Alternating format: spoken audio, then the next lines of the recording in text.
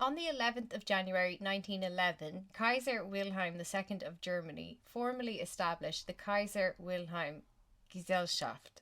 This is the parent organization for the research institutions in Berlin. The emperor provided his name and his imperial protection, but that's about it.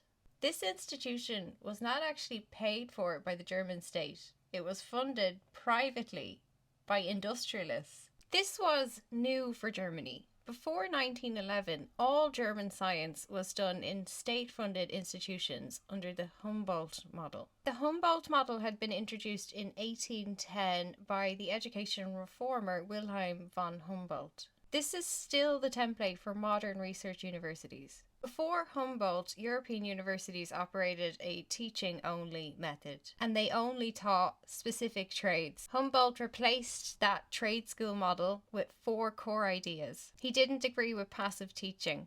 He believed that teachers must be active working professionals, researchers in their field, lives outside of class. He said that students do not just learn by memorizing facts, they learn by taking apart real science in real life with real researchers. And he believed that those professors should have academic freedom. They should be allowed to research whatever they want without state or religious interference. Total radical, I know. The purpose of higher education is to cultivate critical thinking, independent judgment, and human character rather than providing a narrow job training. And he believed in institutional autonomy. The state provides the funding, but state officials should stay out of academic decisions. When the pre-war German economy gets pointed at as a powerhouse of innovation and technological advancement, it is because of the 100 years of Humboldt system, not the Kaiser Wilhelm Gesellschaft. When industrial cartels established the Kaiser Wilhelm Gesellschaft in 1911, they deliberately broke from the Humboldt method. They said they wanted to liberate elite scientists from the burden of having to teach undergraduates. This structurally regressed Germany back into a silo where researchers and teachers don't meet. This placed the researchers inside private, tightly controlled laboratories strictly designed to produce industrial patents. The emperor provided public land in Berlin-Dahlem and gave the institution a tax-exempt legal status. The funding came from 83 industrialists who were offered the opportunity to buy a membership.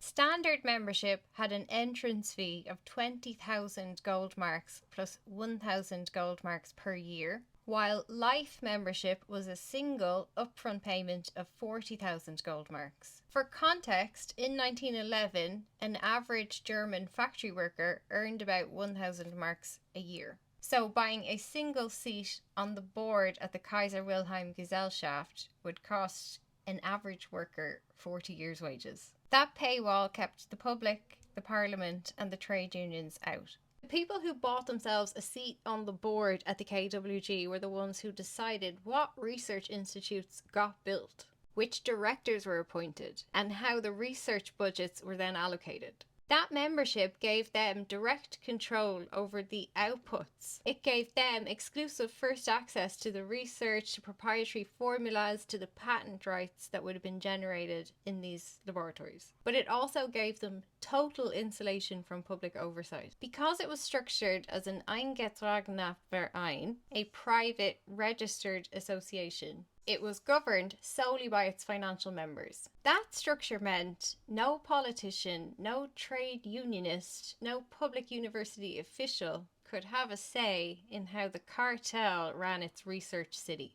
The original list of 1911 subscribers is preserved in the archives of the Max Planck Society. When you examine the full list of 83 founders, far from being a collection of random wealthy donors, this original founding circle was a tight syndicate of monopoly directors, private merchant bankers, arms dealers, and imperial state enablers.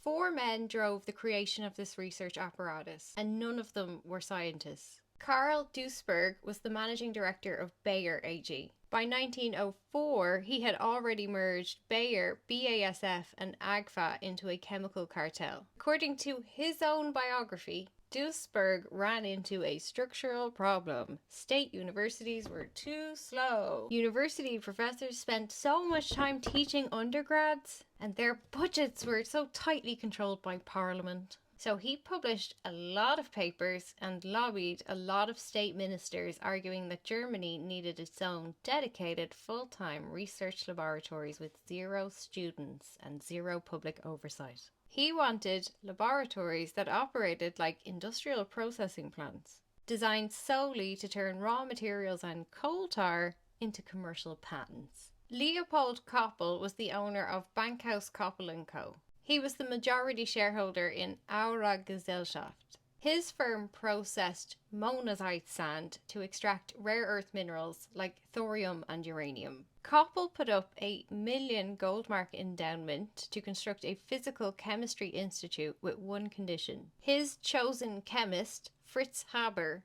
was to run it. Koppel also personally paid Albert Einstein's salary from 1913 so that he could research without having to teach students. Eduard Arnhold was the director of the Kaiser Wilhelm firm. This firm held a monopoly over Silesian coal extraction and distribution. Arnold controlled the raw fossil fuel extraction that was fueling Berlin's industrial expansion and supplied the carbon feedstocks for these chemical synthesis laboratories. Gustav Krupp von Bohlen und Heilbach was the head of the Krupp heavy steel and armament empire. These are the core 4 industrialists who petitioned for the creation of the Kaiser Wilhelm Gesellschaft. Other notable founding members include Franz von Mendelssohn of Bankhaus Mendelssohn & Co., senior partner of Berlin's premier private merchant bank. He became the first treasurer. Wilhelm von Siemens, head of the Siemens Electrical, Telegraph and Heavy Machinery Empire. August Thyssen, Hugo Steins. These 2 were the undisputed titans of the Ruhr Valley coal mines and heavy steel mills. Paul von Gontard was the director of Germany's largest private arms and munitions manufacturer. Now, here's where it gets a bit weird. The industrial funders to the Kaiser Wilhelm were not all German. In 1902, J.P. Morgan created the International Mercantile Marine Trust. This was a massive American shipping monopoly designed to control the transatlantic trade. This trust was incorporated in New Jersey and it absorbed White Star Line, Atlantic Transport Line, Red Star Line, Leyland Line, American Line, Domination Line, the International Navigation Company, the Hamburg American Packet Shipping Joint Stock Company, and Norddeutsche Lloyd. I'm running out of time, go to part 2.